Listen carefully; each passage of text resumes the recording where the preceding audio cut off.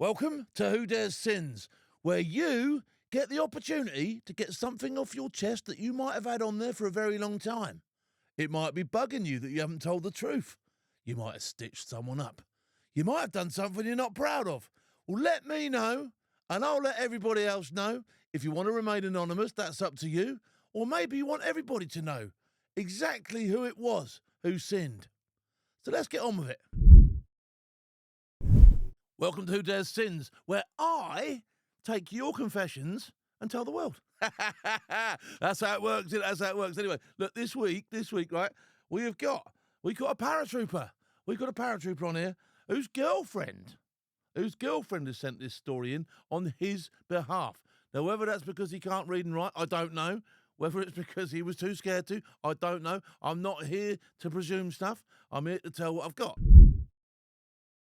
Right, so this one starts off, and it's from Joe Kellard, 4599. So Joe Kellard has put her name on there. All right, so there you go, Joe Kellard, 4599. This is her sending in a confession from her boyfriend, who's in the parachute regiment. All right, my boyfriend wishes to confess. I'm sure he does. He was the guard commander, right? He was the guard commander. That means he must have been a full screw at least. And he was in Colchester one night when a motorcycle-mounted RMP, how impressed would you be in that? A motorcycle-mounted RMP came into the camp, right? Nothing unusual with that really, is there? Do you know what I mean? Motorcycled RMP. I bet he was giving it large. They think they're chips, don't they? I bet he had the glasses on and all that. Chips? No, you're not chips. You're an idiot. Anyway, I bet he got the same sort of level of respect as I'm giving him now, right? From the said parachute regiment commander, guard commander. He'd called the adjutant and he'd asked to interview someone about some crime or other. You know what it's like. They come round, they want to speak to people, don't they? They want you. They're there. They're there to cause havoc. You don't get done for doing it, you get done for getting caught. You know the score. And you have been caught if one of these people turns around. Well, you haven't been caught yet, they've got to prove it. But you know where I'm coming from. Anyway, so the guard commander's job at this stage of the campaign is not to make it too easy for him, obviously. Because that's the way it goes, isn't it? You know this game. You know this game. It's cat and mouse. Anyway. So the RP sergeant requested to use the guard room toilets. All right, he'd gone out, he'd done his bits and pieces, he'd done his interview, he'd come back, and when he comes back, he slings his crash helmet onto the table, and he says, "Can I use the Kazi?" So they say, "Of course you can. It's down there. You know where. You know, through the cells, back of the guard room." He goes to the Kazi. So presumably, you could hear him coming, and you could hear him going, because you get the old footsteps up the corridor, don't you? The old. You know the score, don't you? Yeah, you know now.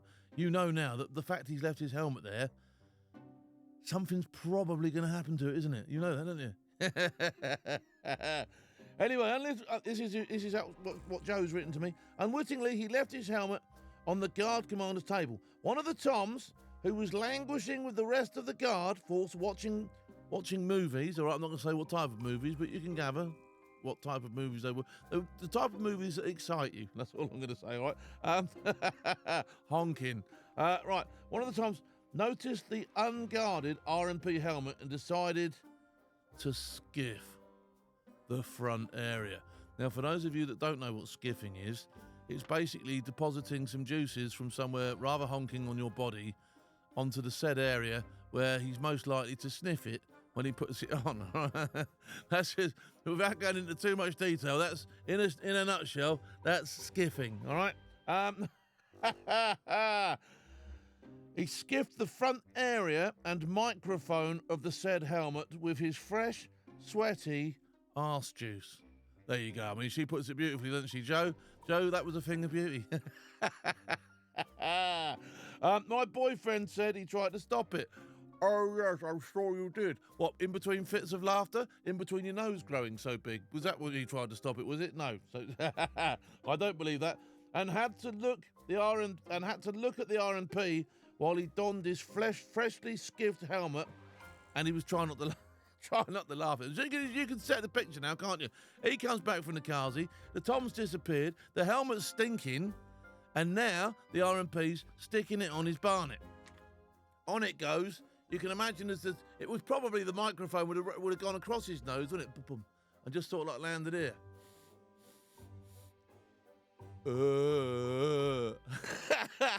And you can imagine matey trying not to laugh as if, I don't know nothing about that. Shoulders are going a little bit. I know nothing about that. My boyfriend said he tried to stop it, blah, blah, blah, blah, blah. His lasting memory was of the RMP's eyes squinting like he'd been sprayed with CS gas as he rode off the camp. My boyfriend is sorry. And I'm going to read exactly how she wrote this, right? My boyfriend is really sorry for allowing this to happen, in brackets, nah. And is not laughing whilst telling me, nah. Oh, Parareg, love you. Joe, love you. I love your boyfriend as well. All right, there you go. Nice work. Lovely bit of work. So Mike Phillips starts off by saying, hi, Phil. I've got a story. Well, I hope you have got a story. Why did you get in touch with me? Right, anyway. He was a Royal Green Jacket cadet on his summer camp.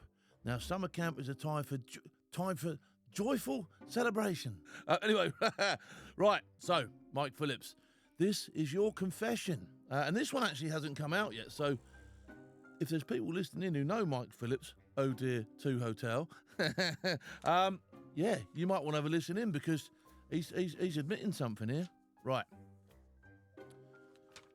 He was a Royal Green Jackets cadet, okay? So there you go, Royal Green Jackets cadet. He was having a great time.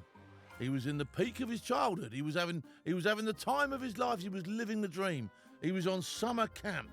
And all was well.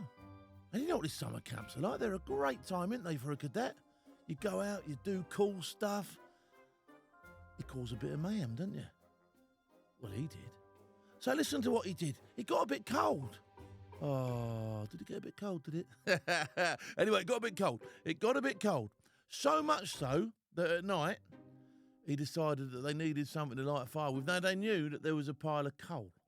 And they thought to themselves, these young cadets, if we can get some of that coal, we could perhaps build a little fire and we can keep ourselves warm. Not a bad idea, is it, I suppose? If there's no wood around, then second best is coal, isn't it? So he's had a look a bit, and he's gone out to rob. And these were his words. So I went out to rob some coal. So there's no getting off the hook here. You know that you're a robber, all right? Because you've said so. You've told me. You went out to rob the coal. You didn't go out to buy the coal. You didn't go out to acquire the coal.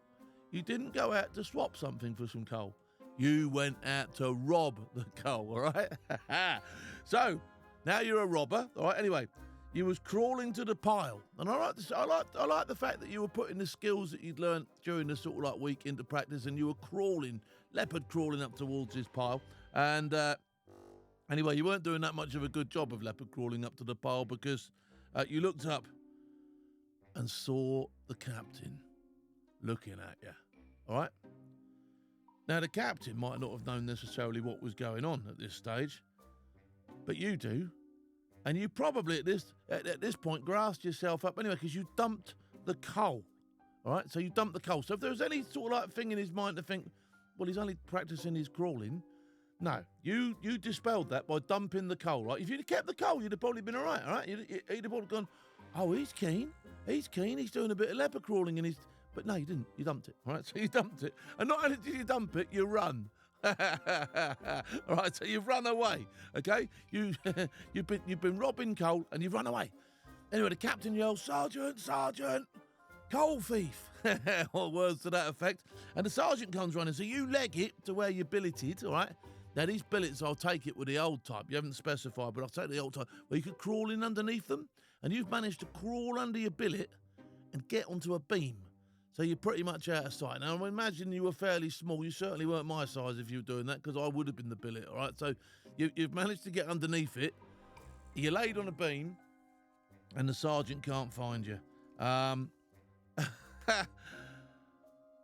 So he got the telling off. The sergeant got the telling off, you put it. He got such a telling off from the captain. And the captain said to him, well, he escaped from you, didn't he?